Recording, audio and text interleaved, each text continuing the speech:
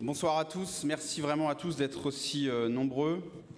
Monsieur le ministre, cher Sébastien, et j'en commencerai par là, toutes mes félicitations, toutes nos félicitations pour ta reconduction à ton poste. C'est une fierté pour moi en tant qu'ami, en tant que président du département au nom de tous les Eurois. Et l'heure a la chance de t'avoir, et on peut dire aussi que la France et les armées ont la chance de t'avoir. Donc vraiment, félicitations, c'est une chance pour nous.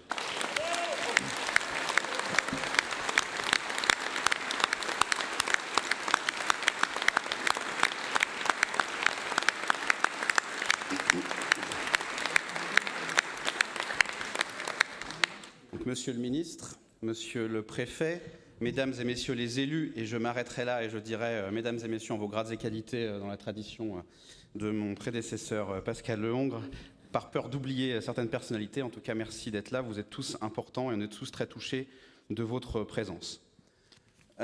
J'ai profité de cette première année de mandat pour aller à votre rencontre, multiplier les déplacements de terrain, aller dans les cantons, aller vous voir dans vos associations, aller vous voir dans vos entreprises, vous voir dans vos mairies, la plupart du temps accompagnés par les conseillers départementaux des cantons concernés. Je pense avoir toujours essayé de prendre le temps de l'échange, de la discussion, de l'analyse, parfois échanges contradictoires, parfois plus consensuels. Ce que je peux en tirer, c'est que ce département, il a une énergie immense, énormément de talent, un potentiel fou, et que, évidemment, on le savait, mais le voir de près, le voir aussi concrètement, moi, vous savez, je viens d'une terre qui est assez excentrée, donc j'apprends à connaître aussi toute une partie du département, eh bien, c'est beaucoup de plaisir, et si ce n'est pas une surprise, en effet, en tout cas, ça doit nous rappeler à notre mission, nous, d'institution, parce que cette énergie, elle existe, et c'est à nous, institutions, dans nos politiques publiques que nous mettons en œuvre, d'être à la hauteur de cette énergie pour qu'elle puisse s'épanouir le mieux possible. Alors pour ça, on met beaucoup de choses en place. On a mis en place une agence d'attractivité à cheval sur nos deux mandats qui a été, cher Sébastien, qui a été lancée cette année. C'est Sébastien qui l'a voulu, qui s'appelle Eureka, présidée par Thomas Alexhauser, dont je remercie aussi de la présence. Cette agence Eureka, elle a fait un tour de tout le département, 27 étapes qu'on a appelé le roadshow pour aller à la rencontre de toutes les forces vives, comme j'ai dit, les entrepreneurs, les associations, les collectivités, pour justement mettre en lumière ce qui fait notre département, ses atouts. Et l'un des principaux enseignements de ce tour, c'est qu'en fait, on passe notre temps à parler d'attractivité, comment susciter l'attractivité, comment faire en sorte d'être plus attractif. En fait, la principale leçon, c'est que l'attractivité, elle est en partie déjà là. Et comme je l'ai dit, c'est à nous d'être à la hauteur de cette attractivité, puisque, par exemple, si on doit commencer quand même à parler de bonnes nouvelles, puisqu'il n'y en a pas beaucoup qui en parlent, et j'y reviendrai, on a eu une saison touristique cette année qui a été record. Des gîtes, des salles de réception complètement pleins, complètement blindés. Et d'ailleurs, on a une offre qui n'arrive pas à faire face à la demande. Donc l'attractivité touristique, en tout cas, elle existe. Mais avoir un département attractif, avoir un département fort, ce n'est pas qu'une affaire de tourisme. Avoir un département fort, c'est être fort aussi sur le métier de cœur et de base du département, c'est le métier des solidarités. Chère Stéphanie Auger, Diane Le Seigneur, Anne Terlez, Martine Saint-Laurent, je suis fier d'être à la tête d'un département qui a mené, sous l'impulsion de Sébastien, les Assises des solidarités, qui est parti d'un constat simple. Non, les solidarités ne concernent pas que une partie de la population. La vulnérabilité, elle concerne tout le monde. Tout le monde, demain, peut être concerné par un problème de logement, par un problème d'autonomie, par un problème de santé. Donc on doit tous se sentir concernés par ce fait. Et les Assises, c'était intéressant dans le sens où c'était un peu une politique départementale hors les murs. On a mis autour de la table beaucoup d'acteurs publics, beaucoup de personnes qui n'étaient pas forcément gérées en maîtrise d'ouvrage directe par le département. Et donc, on a fait une feuille de route. On a voté un schéma unique lors de notre dernière session plénière, à l'unanimité, avec des principes simples que je résumerai en 3 mots.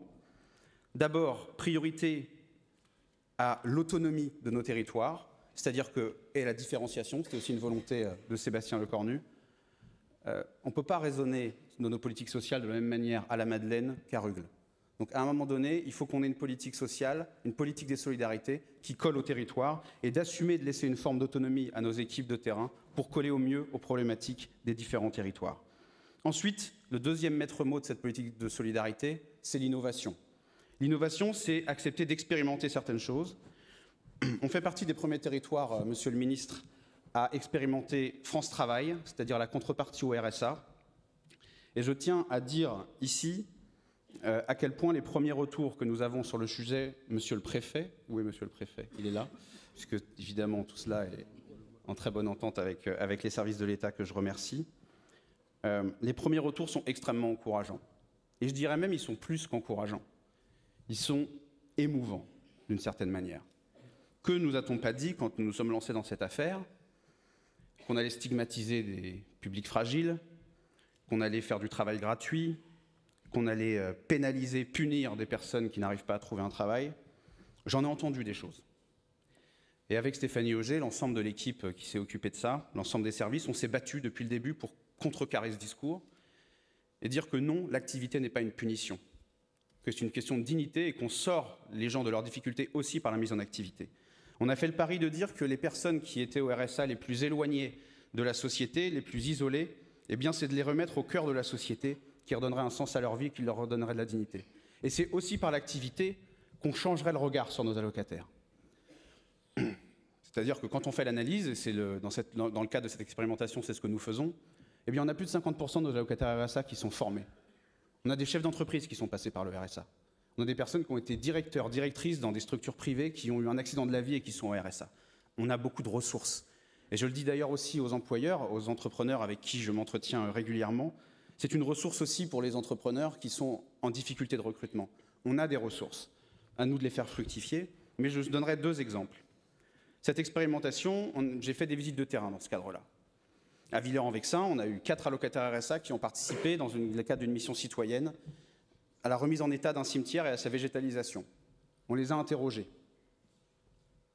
Eh bien, je peux vous dire que quand vous avez quelqu'un qui vous dit que ça lui a sauvé la vie, parce qu'il était enfermé chez lui, tous les blocages dogmatiques, vous vous en fichez un peu. C'est qu'on a touché quelque chose de juste. Quand à Gisors, vous avez une femme qui, dans le cadre des ateliers du CCS, a participé simplement à la confection de décorations de Noël avec d'autres personnes de la commune, qui dit tout simplement, des choses simples, que ça l'a sortie de chez elle, qu'elle ne se ronge plus les ongles. Ça peut paraître un détail, c'est pas un détail. Ça veut dire que le fait d'être au cœur de la société, ça leur donner confiance. Ces gens-là, ils se reprojettent, ils se disent « je peux faire quelque chose, je sers à quelque chose ». Eh bien, loin des caricatures, moi évidemment j'ai des convictions, mais je déteste le dogme. Et donc sortons un peu des dogmes, des postures, pour voir ce qui marche et ce qui ne marche pas. Aujourd'hui, les retours très concrets qu'on a de ces allocataires, c'est que jamais ils parlent d'être stigmatisés, jamais ils parlent d'être punis. Ils sont reconnaissants qu'on leur donne la chance de faire quelque chose, de se sentir utile et qu'on les valorise enfin. C'est ça le sens de l'action départementale. Ensuite, la santé. On est innovant aussi parce qu'on a voté un plan Ambition Santé qui se déploie depuis cette année, enfin depuis l'année dernière, et qui a aussi des premiers résultats.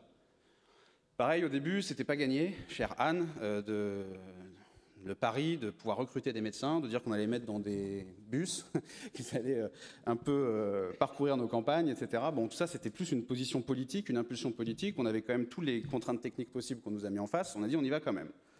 Aujourd'hui, au milieu de plein d'autres choses prévues dans le plan Ambition Santé, je ne vais pas rentrer dans le détail, je retiens juste quelques éléments.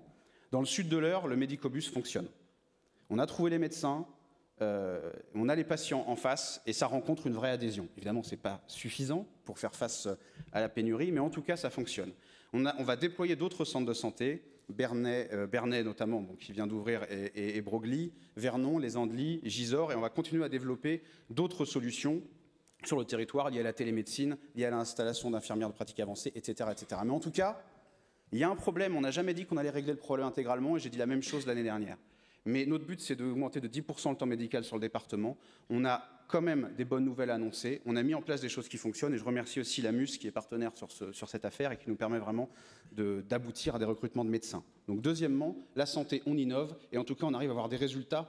Même si ça ne suffit pas, c'est quand même des résultats. Et ça me paraît important de le dire. Ensuite, évidemment, il s'agit d'être innovant sur tous les sujets. Je citerai juste la question de l'aide sociale à l'enfance. On doit être plus performant, on met des moyens pour cela dans la prévention, pour intervenir en amont de possibles placements. Le logement où nous-mêmes, département, on doit être beaucoup plus, chère Karen, chère Diane, on doit nous-mêmes être beaucoup plus incitatifs vis-à-vis de nos partenaires et bailleurs sociaux dans leurs travaux pour qu'ils répondent aussi à nos objectifs départementaux que sont la sécurité, la transition écologique, l'accessibilité. n'est-ce pas Diane? On rigole souvent, mais c'est pas une blague, la question de ne plus mettre de baignoire et de mettre des douches, ça paraît anecdotique. Mais quand on s'est rendu compte qu'on continuait à soutenir des travaux de bailleurs qui nous remettaient des baignoires, et au bout d'un moment on a resserré la vis, ça paraît tout bête, mais ça touche au quotidien des gens. Voilà. Et ensuite, le dernier mot, c'est évidemment de mobiliser, c'est de mettre davantage de moyens et de se réorganiser en compétences. Je le dis à tous les partenaires associatifs, entrepreneurs, à qui j'ai déjà commencé à en parler, demain, la solidarité sur le département sera territorialisée. Vous aurez un directeur ou une directrice sur votre territoire qui sera votre porte d'entrée. Ce sera lisible, ce sera simple, ce sera souple. Tout ça, je l'ai tiré parce que je vous ai parlé de visite de terrain, j'ai aussi visité les services sociaux, et au bout de, même un an après ma prise de fonction, je ne comprenais toujours pas comment nos services sociaux fonctionnaient. Je le dis, ce n'est pas une critique des agents, c'est un fait. Et je me suis dit, si moi-même, président de département, je n'arrive pas à comprendre comment ça fonctionne, je ne vois pas bien comment les entrepreneurs, les associations, et même l'usager arrivent à comprendre demain comment ça fonctionne. Donc ça, c'est une réorganisation simple. Moi, je suis basique, il faut un responsable, il faut quelqu'un qui rende des comptes, il faut une porte d'entrée pour les partenaires. Je le dis parce que quand je dis que la solidarité concerne tout le monde, ça veut dire que demain, le service, la direction des solidarités du département sur les territoires doit s'ouvrir davantage sur la société civile, doit travailler davantage avec les entrepreneurs, davantage avec le tissu associatif pour que la politique départementale arrive à infuser dans la société tout entière. Ensuite, un département fort, c'est un département où on assume un positionnement fort et puissant sur les questions de sécurité. On pourra toujours dire que ce n'est pas notre compétence première, on pourra toujours dire, comme certains le disent, que c'est la compétence régalienne de l'État. Moi, je considère que quand on est aux responsabilités, qu'on soit maire ou président de département, la sécurité est quelque chose qui touche au quotidien des gens et on ne peut pas s'en laver les mains. Et donc là, c'est avec Xavier Hubert et Pascal Lehongre que nous travaillons sur ces sujets. L'aspect principal en lien avec l'État, et là-dessus, on est une vraie force de frappe sur le sujet, monsieur le préfet, c'est le soutien à la vidéoprotection dans les communes. Plus de 80 communes soutenues ces dernières années sur la vidéoprotection. Et maintenant aussi, ce qui est intéressant, c'est la vidéoprotection qui arrive à aboutir dans nos communes rurales, puisque voilà, les communes rurales ne passent pas à côté du problème des cambriolages et de l'insécurité. Et donc ça, c'est quelque chose de fort. Deuxièmement, c'est dès 2015 la volonté de vidéoprotéger nos collèges. On y est presque, chère Florence Gauthier, qui fait tous les conseils d'administration des collèges récalcitrants pour continuer à essayer de convaincre de mettre des caméras. Je vous explique. Ça a beau être des établissements qui nous appartiennent, nous devons passer en conseil d'administration, donc devant les parents d'élèves, les représentants du personnel, etc., pour avoir l'aval du conseil d'administration pour installer des caméras. Bon, j'ai pensé que, suite au drame qui avait pu se passer dans les établissements scolaires depuis maintenant ces dernières années, ce sujet ferait l'unanimité, apparemment pas. Sachez que nous arrivons quasiment à l'intégralité de nos collèges qui sont d'accord pour l'être et une grande majorité qui l'est déjà. Mais pour nous, c'est une question de sécurité et nous ne lâcherons pas là-dessus. Encore une fois, le dogme, parfois, est l'ennemi du principe de réalité. La vidéoprotection aux abords des collèges, c'est une question de sécurité pour nos élèves, pour les parents, pour les professeurs. Et honnêtement, je ne vois pas d'argument aujourd'hui qui peut s'opposer à cette question. Donc nous continuerons. Ensuite, il reste un petit trou dans la raquette. On soutient les communes, on fait les collèges qui sont nos bâtiments en propre. Il y a tout un pan que nous travaillons aujourd'hui avec les services de l'État, que sont la surveillance et la vidéoprotection de nos grands axes routiers départementaux. Donc assez rapidement, nous allons avancer sur le sujet, c'est-à-dire qu'en gros, là où on est peut-être un petit peu moins bon, c'est qu'aujourd'hui, si on sort ou qu'on rentre du département, on peut peut-être encore passer un petit peu à côté. Moi, je considère que quand on sort ou qu'on rentre du département, aujourd'hui, on doit passer devant une caméra à un moment donné. Je veux que le département soit un département exemplaire en matière de sécurité publique et la vidéoprotection fait partie des outils. Alors, je vous le dis, moi, je n'ai pas de religion là-dessus. Il y a toujours des réticences à la vidéoprotection. Il y a toujours des gens qui vont dire que c'est attentatoire aux libertés individuelles. Moi, je ne suis pas expert de la sécurité. Donc, quand je ne suis pas expert de quelque chose, je parle au premier concerné. Je vais parler aux policiers, je vais parler aux gendarmes, je vais parler au préfet, qui a quand même une compétence en matière de sécurité. Tous ces acteurs-là me disent... Non, mais une compétence au terme... pas en termes de savoir-faire, mais une compétence... ça le concerne, voilà, bon bref. Mais c'est vrai que c'est un langage un peu technique, compétence en termes techniques et juridiques. Alors, j'ai soif, d'accord. Bon, moi... Désolé, je suis un peu long. Bon, écoutez, moi, vous savez, je suis bien élevé, on me dit de boire, je bois. De l'eau. En tout cas, à ce stade de la soirée. Donc, ce que je disais, c'est que, moi en tout cas, que ce soit préfecture, gendarmes, policiers, tous me disent que c'est un outil indispensable aujourd'hui pour lutter efficacement contre la délinquance. Outil de dissuasion, outil d'élucidation.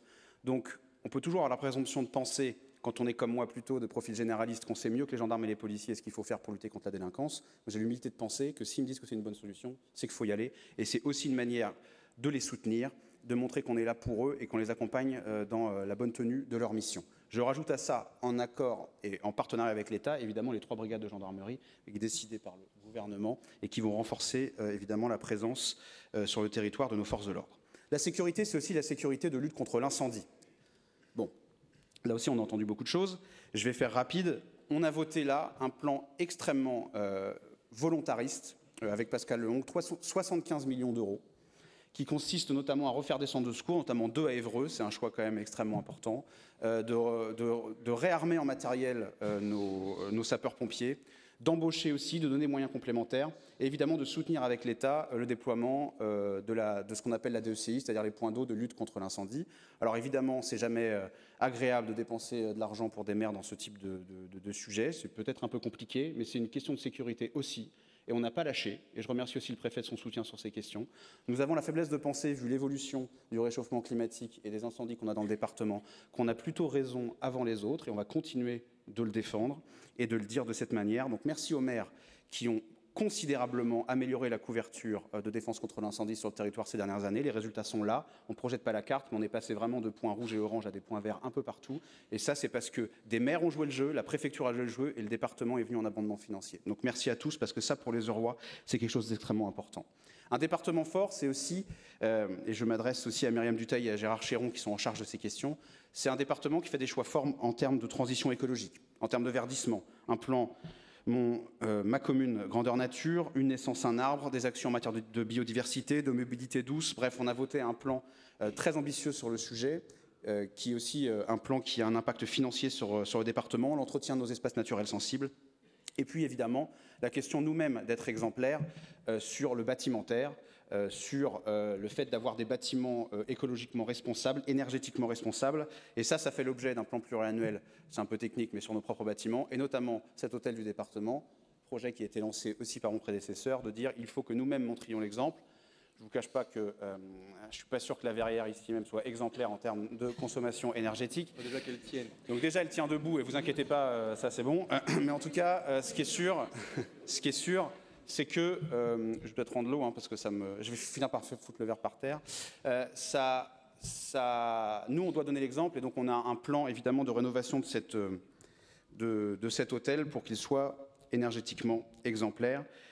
La transition, c'est aussi la question de la condition animale, cher Jean-Paul Legendre. On a un projet très important sur le refuge SPA que nous souhaitons positionner.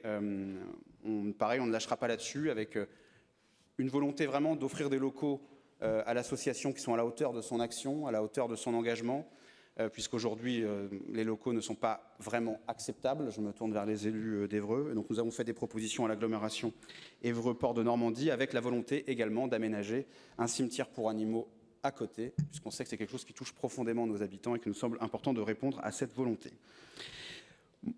Passons maintenant à un sujet lié à la transition écologique aussi, c'est qu'on ne peut pas parler écologie sans parler d'agriculture. Et là, je voudrais m'adresser très directement aux agriculteurs. Un département fort, c'est un département qui assume son identité. L'agriculture fait partie de l'identité du département de l'Eure. Et je sais que les agriculteurs, dans le contexte actuel, ont besoin d'être soutenus et qu'il y a un vrai combat politique, pour le coup, autour de l'agriculture. J'entends trop souvent des gens qui ne connaissent rien à l'agriculture en parler. En parler à la télé, en parler à la radio, en parler mal, en parler dans des termes désobligeants, présentant les agriculteurs comme les premiers pollueurs de France, alors qu'au contraire, c'est eux qui font les efforts au quotidien pour décarboner l'économie et faire en sorte de nourrir notre planète. Vous savez, moi je vous parlais de l'humilité qu'on a quand on n'est pas expert, de s'adresser aux experts. J'aimerais que certains en prennent un peu de la graine et demandent aux agriculteurs avant de parler. Ce qui est plus dangereux, c'est quand il y a un vrai discours politique derrière, relayé par des élus, qui appuient cette idée-là, que les agriculteurs seraient des pollueurs, ne seraient pas respectueux de l'environnement. Les conséquences, elles sont très directes. Il n'y a pas si longtemps, dans l'Eure, beaucoup d'agriculteurs ont reçu des menaces de mort. Des gens qui leur disent vous polluez, on va vous casser la gueule. Voilà. Ou pire. Ça, les mots ont un sens. Donc quand on est responsable politique, à un moment donné, il faut faire attention à ce qu'on dit. Moi, je veux juste passer un message aux agriculteurs, leur dire que dans ce combat politique-là, si on simplifie un peu les choses, parce qu'évidemment il y a des nuances, entre la position de dire que la réponse à l'enjeu écologique est dans le progrès technique, ou la réponse à l'enjeu écologique est dans la décroissance, on est sur la première option, et je défendrai toujours la première option. Je pense que le progrès technique est la meilleure réponse. Je pense que les agriculteurs font déjà énormément d'efforts et qui ne sont pas assez valorisés, pas assez explicités. Et je crois que c'est notre responsabilité en tant qu'élus que de le dire. Et cette année, on va essayer de mettre en place, en tout cas, des opérations de communication, et pas seulement assez fortes sur le sujet. On sera encore présent au Salon international de l'agriculture, bien entendu, de manière très, très forte, en profitant pour faire des temps de travail, des temps de communication autour de l'agriculture euroise. J'intensifierai mes visites sur les exploitations pour m'imprégner encore un peu plus du sujet dont je ne suis pas expert. Je missionnerai le 2-7, notre média départemental, pour très régulièrement communiquer sur le sujet, communiquer sur les innovations dont font preuve nos agriculteurs. Nous créerons un événement annuel que nous souhaitons d'ampleur nationale autour de agriculture et écologie, agriculture et progrès, et nous en reparlerons dans le courant de l'année, pour mobiliser autour de ces questions, pour changer l'image aussi qu'a l'agriculture auprès du grand public. Je crois que malheureusement, par méconnaissance, par une communication qui ne va pas dans le bon sens et qui est malheureusement très efficace, on a une image de l'agriculture qui est complètement faussée. On a le grand public, en partie, qui a une image de l'agriculture qui date d'il y a 50 ou 60 ans. L'agriculteur, certes, il a les pieds dans la terre, mais il a aussi surtout la tête dans les étoiles. Aujourd'hui, un agriculteur, il peut être ingénieur. Un agriculteur, il fait du marketing. Un agriculteur, il est entrepreneur. Un agriculteur, il fait de la recherche et développement. C'est ça l'agriculture d'aujourd'hui. D'accord ? Donc on arrête de... D'accord, bon. Non mais ce que je veux dire, c'est que je suis très agacé de voir le décalage. Pourquoi ? Parce que ça crée un autre problème. C'est que je parlais d'attractivité du territoire, il y a aussi une question d'attractivité de la filière. Pourquoi les agriculteurs ils ont du mal à recruter ? C'est aussi parce que cette image-là est véhiculée. Qui a envie d'aller dans un domaine où on dit partout que ça pollue, que c'est difficile, que c'est pénible, que c'est 24 heures sur 24, etc. Personne. Si on explique un peu aux jeunes, aux plus jeunes, que en fait, être agriculteur, c'est l'enjeu de demain, c'est nourrir la planète, c'est faire de la science, c'est aussi pointu et ça devrait être aussi attractif que de partir dans l'espace, si vraiment on va au bout de la logique. Là, on fait rêver, là, on change l'optique qu'on porte sur l'agriculture. Et donc ça, c'est à nous de le faire, et nous le ferons à notre échelle départementale. Je remercie tous les agriculteurs qui sont là ce soir, je remercie le président de la Chambre d'agriculture, et je vous propose qu'on applaudisse nos agriculteurs pour tout le travail qu'ils font au quotidien.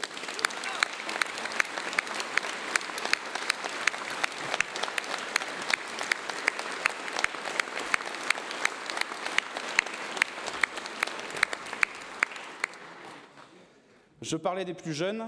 Le cœur de métier du département, c'est aussi les collèges, l'éducation, grand plan collège lancé en 2016, qui se poursuit aujourd'hui. L'objectif est, dans les prochaines années, de ne plus avoir déjà de collèges paillerons, qui sont assez dangereux, n'est-ce pas, Pascal, n'est-ce pas, Florence, n'est-ce pas, Sébastien ?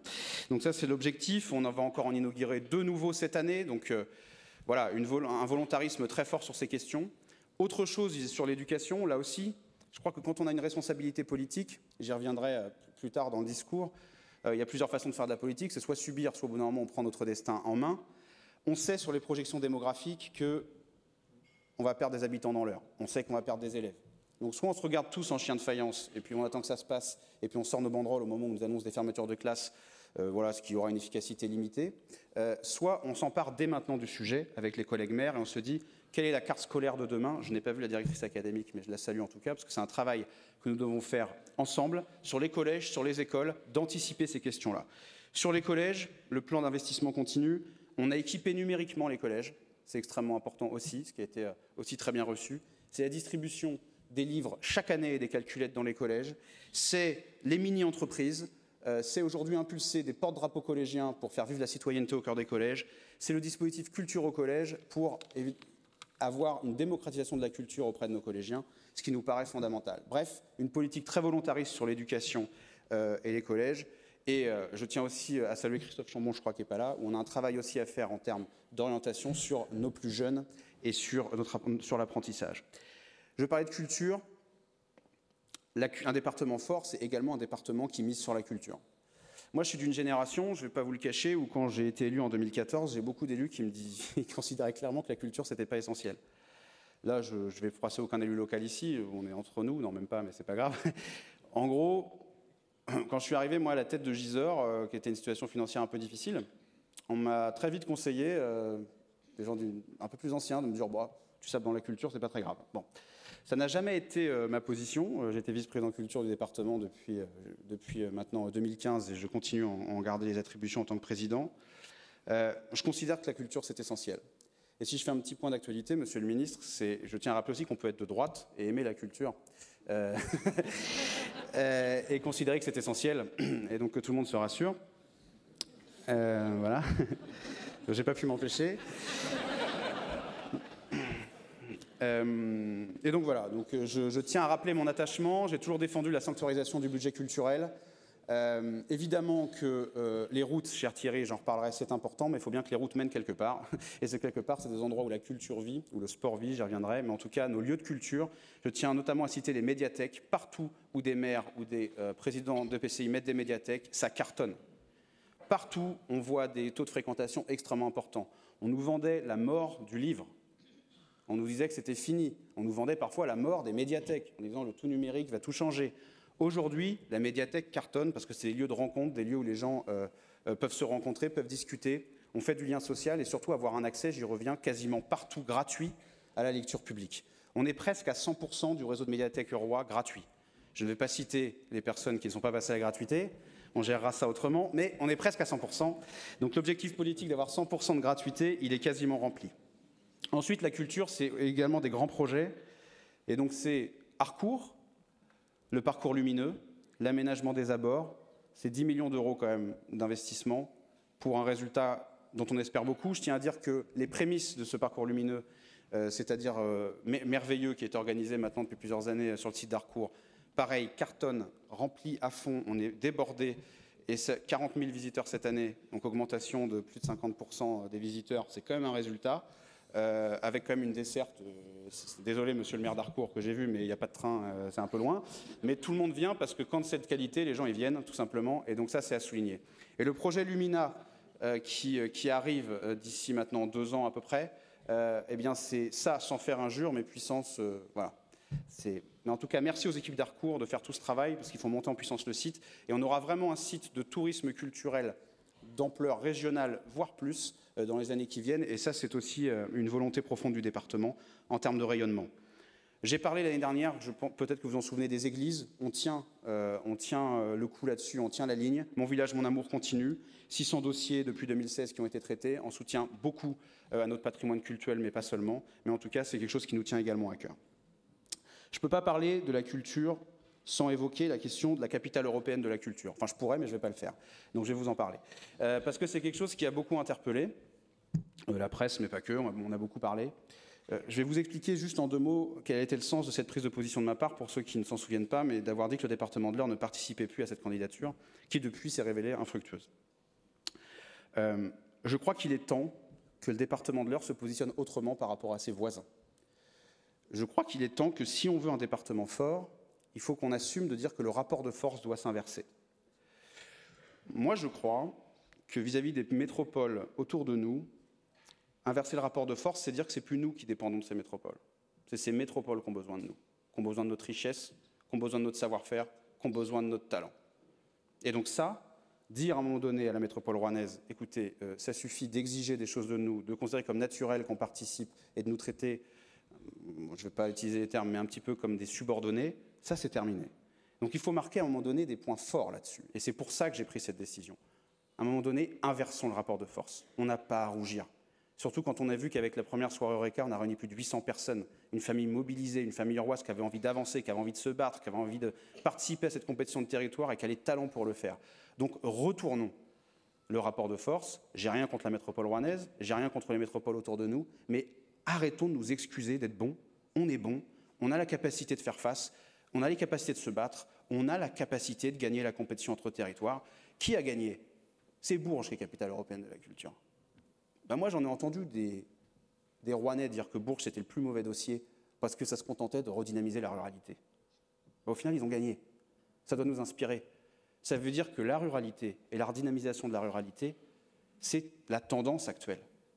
Donc arrêtons de nous excuser et battons-nous avec nos armes.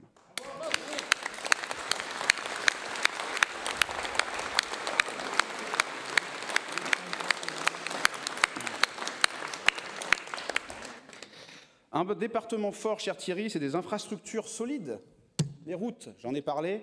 On a fait un choix politique fort sur ce mandat, c'est déjà d'augmenter le budget, n'est-ce pas, cher Pascal, pour le plaisir de Pascal Lehongre.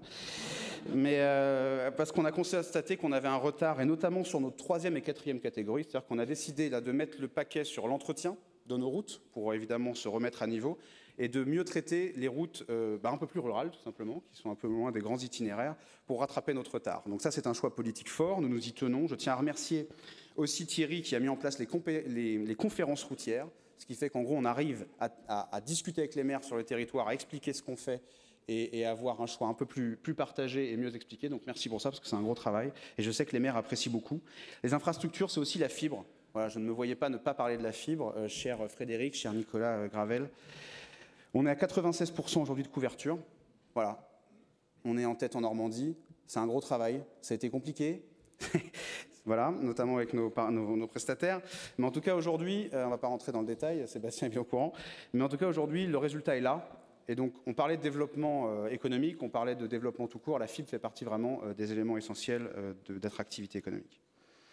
Un département fort, cher Frédéric, c'est aussi des communes fortes. Des communes qui peuvent porter des projets.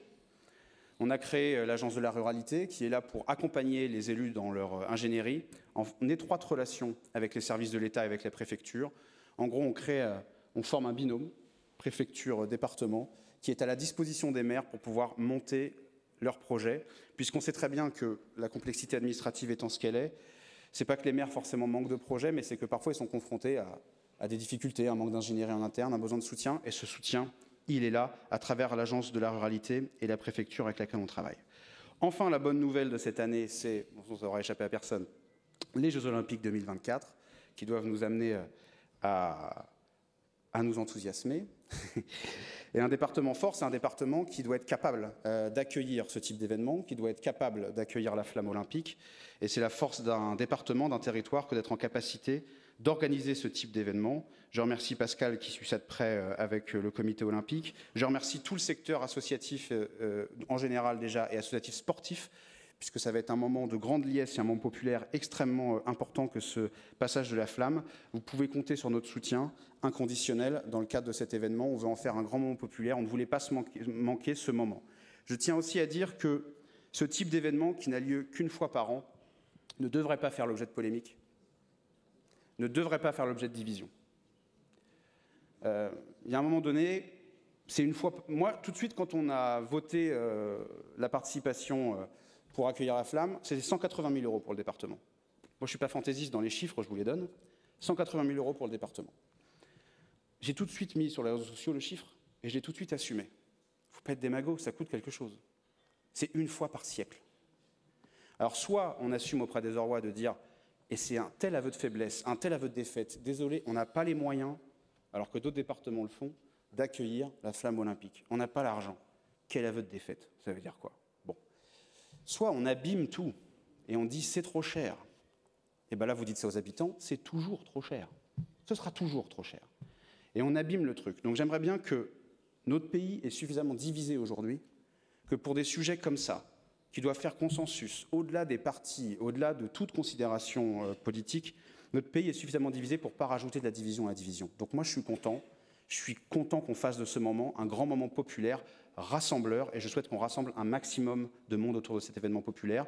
Le coup, on le porte, il est assumé, on n'en a pas peur. Il serait complètement démagogique de dire que c'est trop cher. Quand on connaît le prix de l'événementiel, voilà, je vais pas... Ceux qui connaissent ici le prix de l'événementiel, que le département paye 180 000 € pour 7 points de passage d'un événement national avec une visibilité internationale, moi, ça ne me choque pas, et donc on l'assume complètement. Et donc merci à tous ceux qui participeront. Merci beaucoup.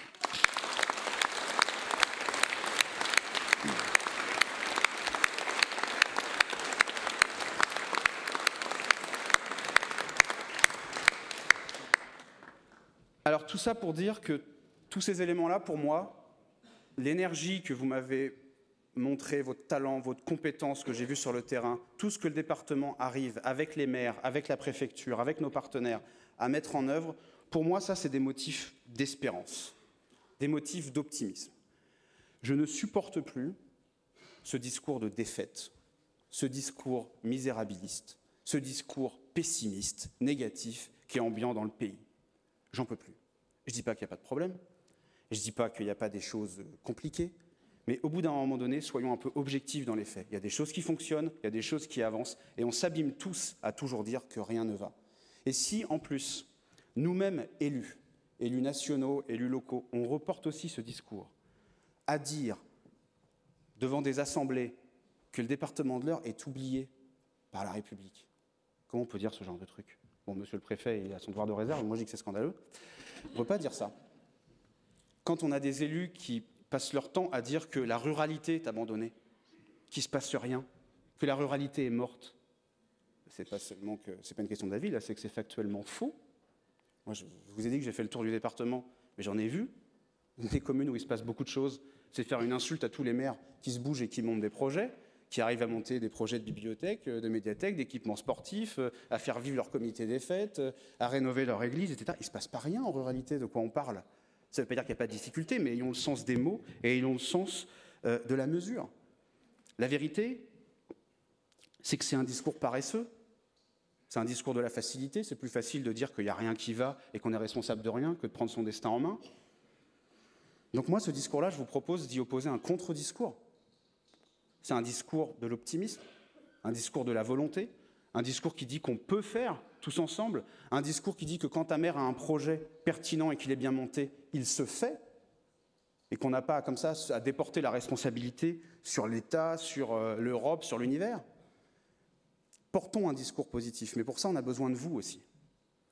Et on a beau penser toutes les campagnes de communication qu'on veut, on a beau essayer d'innover comme on veut, bon, on en revient aux bonnes vieilles recettes. La bonne vieille recette, c'est le bouche à oreille. La bonne vieille recette, c'est que si chacun ici, chaque Eurrois, chaque Euroise est porteur du discours, de dire, dans l'Eure quand même, on fait des choses qu'on ne fait pas ailleurs, dans l'Eure, on est meilleur qu'ailleurs, si nous, on ne le fait pas, la communication, elle ne fonctionne pas. Soyons tous ambassadeurs de cette positivité-là. C'est le sens d'ailleurs de la soirée Eureka qu'on a montée. C'est que tous ici, je pense qu'on est convaincus des atouts de notre territoire. Maintenant, mettons-nous ensemble pour le porter, pour le dire, pour le faire savoir. Vous savez, c'est comme dans la vie, hein. Vous êtes plus séduisant quand vous vous aimez vous-même. Enfin, moi, quand j'ai rencontré ma femme, je ne lui ai pas dit « je suis nul, personne m'aime, je suis abandonné ». Bon, c'est pas très efficace. Voilà. Bon, donc, si on veut se vendre, bon, elle est là, elle vous confirmera au moment du verre, mais je ne me suis pas vendu comme ça. Apparemment, ça a fonctionné, mais voilà. Bon, donc, si on veut être séduisant, si on veut attirer, même être séduisant vis-à-vis de nos propres habitants, il faut déjà qu'on commence à porter nous-mêmes et à dire nous-mêmes ce qu'on vaut, quoi. Donc, on sait ce qu'on vaut. En tout cas, sinon, il faut qu'on ouvre les yeux. Donc, disons-le, faisons-le valoir, défendons-le ensemble. Donc, je compte vraiment sur vous pour ça. Porter cette campagne, c'est le sens aussi du slogan de ce soir, tous supporters. C'est qu'on soit tous supporters dans notre département, qu'on le porte tous ensemble. Et vous verrez, mais c'est comme au niveau national, sur d'autres questions, je ne vais pas polémiquer sur le sujet, mais c'est plus facile d'intégrer des personnes quand un pays s'aime soi-même. Personne n'a envie de s'intégrer à une société ou un pays qui dit qu'il est nul, qui est dans la repentance permanente, qu'il est criminel, etc. C'est pareil. Donc disons du bien de nous-mêmes et on arrivera à intégrer des gens à notre logique. On arrivera à intégrer des gens à notre dynamique. Donc ça, je compte sur vous. Et en tout cas, c'est le sens de l'agence d'attractivité et de toute notre politique au département. Enfin, il y a une valeur de l'olympisme, dont je n'ai pas parlé, et une valeur sportive, qui est le dépassement de soi.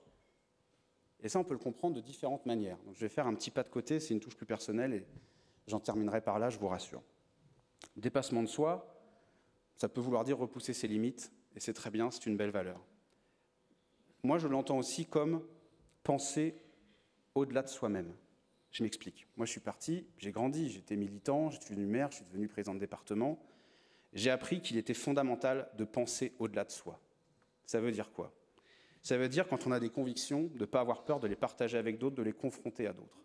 Quand je vois qu'on nous reproche très souvent, peut-être parce que notre majorité très large et très plurielle dérange, quand je vois qu'on nous reproche, qu'on me reproche presque, moi, de me mettre à table avec des gens qui ne sont pas d'accord avec moi, qu'on considère que travailler avec des gens qui ne sont pas des mêmes convictions, qui ne sont pas d'accord, qu'on considère que c'est une compromission, ben moi, ce n'est pas mon sens de la République. Et donc là, tous ici, je suis sûr qu'on ne pense pas tous pareil.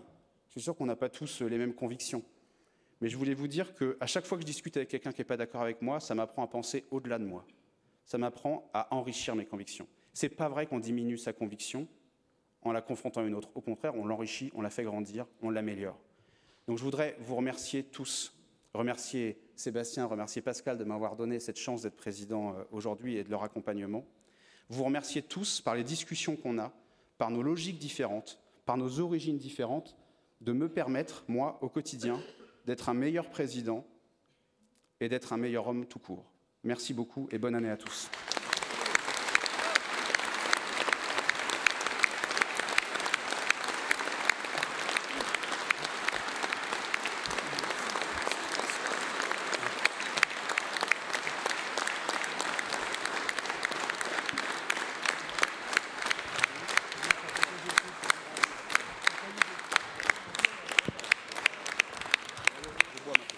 Bien, Monsieur le Président, cher Alexandre, saluez notre préfet, cher Simon Babre, les parlementaires, cher Nicole Duranton, cher Hervé Morel, les nombreux maires élus municipaux qui sont ici présents, les conseillers départementaux de l'Eure, de la majorité comme de la minorité. Et donc, puisque c'est une cérémonie de vœux, me permettre de démarrer par l'essentiel, vous adresser évidemment mes meilleurs vœux pour cette année 2024, adresser peut-être des vœux particuliers à notre président du conseil départemental, Alexandre, puisque cette cérémonie de vœux est ta deuxième et qu'elle célèbre aussi ta première année et un mois à la tête de la présidence du conseil départemental de l'Eure.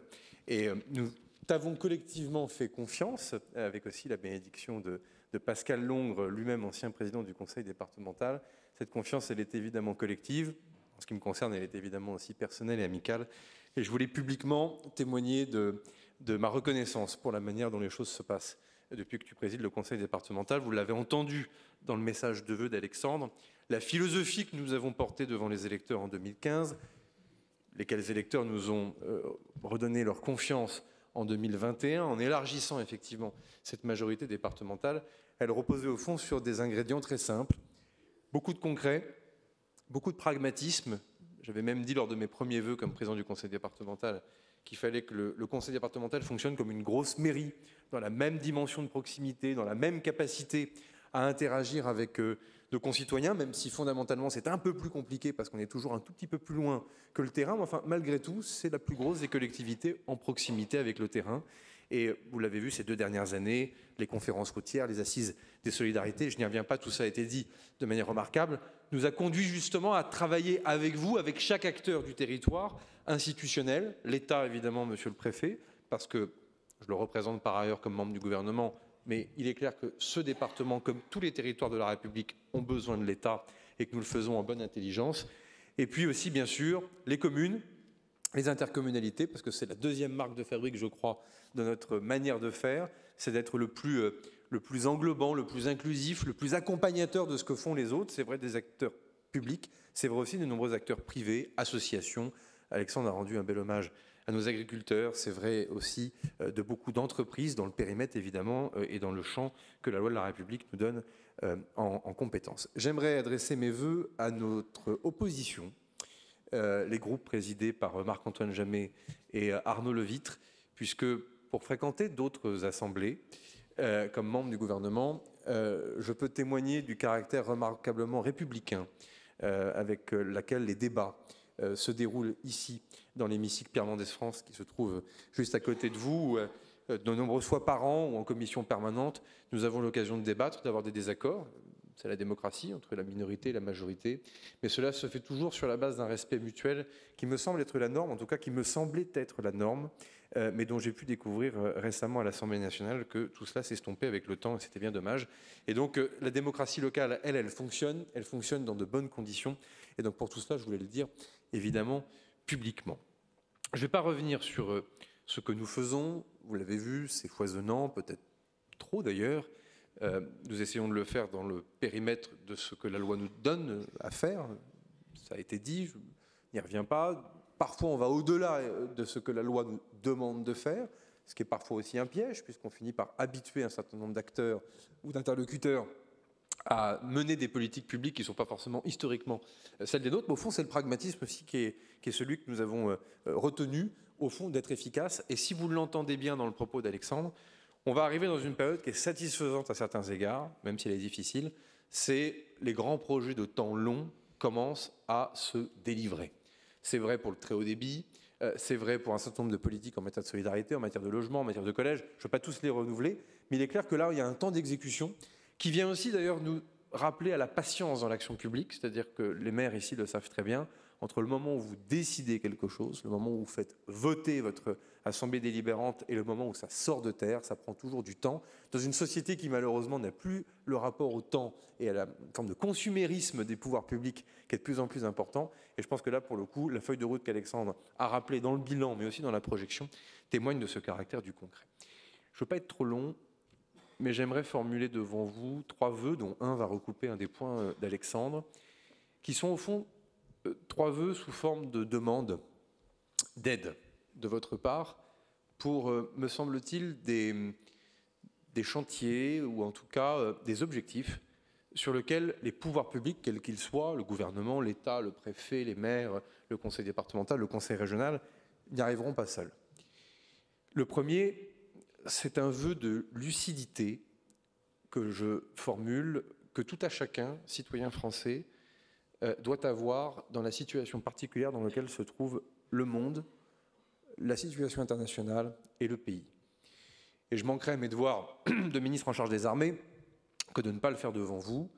Au fond, nous avons grandi, quels que soient nos âges et notre génération ici, avec des grandes périodes qui ont structuré notre environnement sécuritaire. La Seconde Guerre mondiale, la libération, les guerres coloniales, l'apparition de la guerre froide sur fond évidemment de dissuasion nucléaire des 2 blocs, des grandes crises régionales mais qui ne nous concernaient pas toujours directement, la dissolution du pacte de Varsovie au début des années 90, on croyait que les dividendes de la paix étaient là et donc la pression sécuritaire a diminué, des crises mais qui étaient plutôt régionales, les Balkans, l'Afghanistan, certaines crises évidemment en Afrique. Et puis, au fond, je suis né en 1986, la génération qui a pu entendre à la télévision qu'à part la guerre au Kosovo, au fond, on est quand même dans un climat de paix relatif, mais un climat de paix quand même. Et puis, et ça tient à quelques années près, 11 septembre 2001, avènement d'un terrorisme islamiste dont on n'est toujours pas débarrassé, un terrorisme islamiste endogène, domestique sur le territoire national, exogène, au Sahel, on le voit bien, au Mali, Burkina Faso, Niger, les coups d'État d'ailleurs facilitent la reprise de ces groupes islamistes, jusqu'en Afghanistan, en passant par le Levant, évidemment l'attaque épouvantable du 7 octobre dernier, et puis en même temps, une guerre sous voûte nucléaire menée par la Fédération de Russie en Ukraine, aux portes de l'Europe, avec une Fédération de Russie qui très directement menace les intérêts de sécurité de l'Europe et donc les intérêts de la France, même si certains feignent encore de ne pas le comprendre ou de ne pas le voir ou de ne pas le dénoncer, c'est une réalité qui semble factuelle. Des routes maritimes qui sont contestées, Hormuz, Bab el-Mandeb, le canal de Suez, évidemment la mer de Chine, des espaces qui se militarisent alors que jadis ils étaient civils, la guerre des mines dans les fonds sous-marins, la militarisation de l'espace, des attaques cyber qui sont de plus en plus nombreuses, un champ de l'hybridité, c'est-à-dire de détournement de menaces civiles à des fins militaires. Bref, 2024 est une année dans laquelle nous allons voir une conjugaison et une multiplication de menaces et de nuages noirs s'accumuler sur l'ensemble de la planète. Et je pense qu'il faut qu'on les regarde lucidement, puisque, au fond, il y a 2 manières de vivre comme Français ces crises, soit en les regardant en face, et c'est au fond ce que les gaullistes ont cherché à faire dans les années 60, en montrant le monde tel qu'il était, y compris avec des actes courageux, transformation du pays, mais aussi parfois sur le terrain diplomatique, ou alors la tentation, au fond, de ne pas complètement montrer la vérité aux Français, lesquels de nos concitoyens, parfois, n'aiment pas toujours aussi la regarder toujours complètement en face, si on se dit les choses. Et c'est là où, évidemment, on rentre dans un moment de danger. Et comme vous toutes et vous tous ici, vous êtes tous en prise à des responsabilités locales, associatives, économiques, électives, que sais-je, étatiques, je pars du principe que tout à chacun a une responsabilité dans l'explication à l'autre du contexte dans lequel les choses vont se passer en 2024. Et vous ne pouvez pas déconnecter désormais tout ce qu'Alexandre a dit sur la feuille de route départementale et sur l'actualité locale de l'environnement international dans lequel les choses vont se faire. Et il suffit de regarder en une année la dernière cérémonie de vœux qui nous a réunis ici même en janvier 2023, ce qui s'est passé en 12 mois. La contre-offensive ukrainienne avec le résultat contrasté que vous connaissez, un coup d'État au Niger et évidemment le début d'une grande guerre qui n'est pas terminée au Proche et au Moyen-Orient, avec tous les risques d'escalade que vous pouvez voir et qui pèsent d'ailleurs sur nos forces armées. C'est vrai du contingent français de la FINUL, où on a 700 soldats à la frontière entre le Liban et Israël. C'est vrai des milices chiites qui, en Irak, frappent la coalition des bases américaines et françaises. C'est vrai, je le disais, avec les Houthis qui ciblent des bateaux de commerce. Nous sommes un pays d'importation, hydrocarbures, d'exportation. On parlait d'agriculture, de matières premières agricoles. On a besoin de ces routes commerciales. Nous avons aussi évidemment beaucoup de diaspora de Français, d'étudiants qui sont aux quatre coins du monde et dont il faut assurer la sécurité. Donc c'est mon premier message, c'est que nous faisons ce qui doit être fait. Mon colonel, les forces armées françaises, je peux en témoigner, font ce qu'elles doivent faire. Elles le font aussi sur la base de notre modèle historique. Nous sommes une puissance nucléaire, il faut le revendiquer puisque ça nous met à l'abri de beaucoup de dangers, contrairement à ce que beaucoup de personnes racontent. Le budget des armées va augmenter, mieux que ça, il va doubler pendant les 2 quinquennats du président de la République. C'est une bonne chose, mais là aussi, ce n'est pas le tout que de remettre l'argent. Le sujet, c'est évidemment ce que nous en faisons. Et donc, les forces armées sont engagées. Et d'ailleurs, je vais avoir une pensée particulière pour nos soldats qui sont déployés avec une activité particulièrement importante en ce moment, y compris des soldats qui ont perdu la vie dans des missions de lutte contre le terrorisme à la fin du mois d'août dernier. Et donc, ces 3 soldats, 3 sous-officiers, sont morts en Irak dans une forme d'indifférence globale d'une partie des élites françaises et même d'une partie des médias qui, je ne vous le cache pas, m'a profondément choqué. En tout cas, cette lucidité, elle doit trancher avec le repli, elle doit trancher avec l'égoïsme, elle doit trancher avec la routine.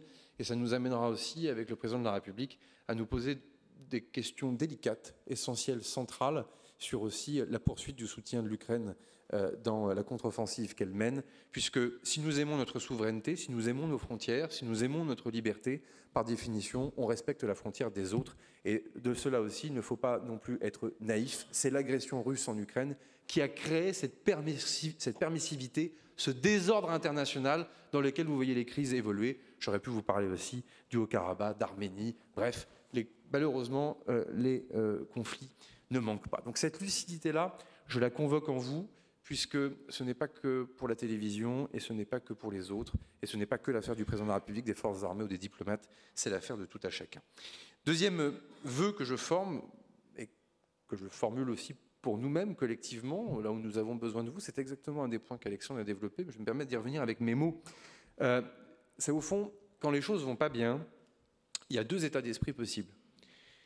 Soit de geindre, de se plaindre, d'en faire commerce, d'en faire recel, d'en faire son beurre, d'en faire son créneau électoral, et au fond de dire que c'est la faute des autres, c'était mieux avant, c'est la faute de l'État, c'est la faute d'un tel, c'est la faute de la région, c'est la faute du département, c'est la faute de l'autre commune d'en face, etc. Bon, c'est satisfaisant, c'est facile, ça dénote une forme de paresse intellectuelle, de lâcheté, mais au fond, on voit bien que dans notre département, certains ont décidé d'en faire commerce.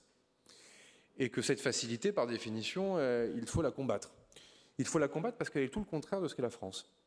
C'est-à-dire un pays résilient, fier, qui, lorsque c'est difficile, je parlais du gaullisme des années 60, on doit réinventer un néo-gaullisme dans la manière de faire de la politique et de se dire que c'est quand c'est difficile, au contraire, qu'il faut tenir la rampe, qu'il faut tenir la barque. C'est précisément ce qu'on demande à nos policiers, à nos gendarmes. C'est précisément ce qu'on demande aux fonctionnaires qui rendent le service public. C'est précisément ce qu'on demande à nos militaires. Et personne ne comprendrait que devant la mission et devant l'âpreté d'une mission, ils reculent. Et donc, je ne vois pas pourquoi, si on le demande à celles et ceux qui portent l'uniforme, on ne le demanderait pas à celles et ceux qui ont été candidats à des élections et qui sont élus dans des conseils municipaux, dans des conseils départementaux et qui rendent le service public parce que personne ne les a forcés à rendre le service public et personne ne les a forcés à être candidats et à être élus. Et ce sentiment-là est un poison que j'ai pu sentir lors des élections précédentes, lors de certaines élections en 2020, en 2021, et je ne peux pas ne pas voir que ce poison, malheureusement, ce virus, continue de se répandre. Et moi, j'appelle à ce sursaut, parce que, au fond, il va déterminer, je n'irai pas sur le champ de la séduction sentimentale d'Alexandre, mais il va déterminer profondément les dynamiques qui seront les nôtres. Et ce qui est vrai pour le département, dans une ambiance de compétition territoriale avec les territoires qui nous entourent, est vrai également de la France, avec l'ensemble de la compétition internationale. Je suis assez frappé des polémiques sur les Jeux Olympiques. Pas le plus grand sportif de la Terre, vous savez. Bon. Enfin, Je vous invite juste à partager cette réflexion. Est-ce que c'est obligatoire que la France soit encore une très grande puissance mondiale avec nos 66 millions d'habitants? C'est-à-dire, est-ce qu'au fond, le génie français, le rang mondial que nous occupons, on ne le doit pas aussi à quelques grands hommes, dont le général de Gaulle une fois de plus, qui à un moment donné ont dit, nous, on va dessiner un projet pour le pays qui va nous placer et nous projeter plus puissamment et encore plus au-dessus de ce que nous sommes réellement, intrinsèquement. Et c'est cette idée, au fond, que notre pays n'est pas qu'un pays, c'est une idée. Et vous voyez, quand on accueille le Premier ministre d'Inde au 14 juillet dernier, et que la presse m'interroge en disant « mais quand même, c'est scandaleux, c'est pas complètement une démocratie, etc. » Est-ce que vous pensez véritablement qu'en 2023, c'est obligatoire que le leader d'un grand pays comme l'Inde, 1,6 milliard d'habitants, puissance nucléaire, puissance commerciale, qui forme 1 million d'ingénieurs par mois, 1 million d'ingénieurs par mois.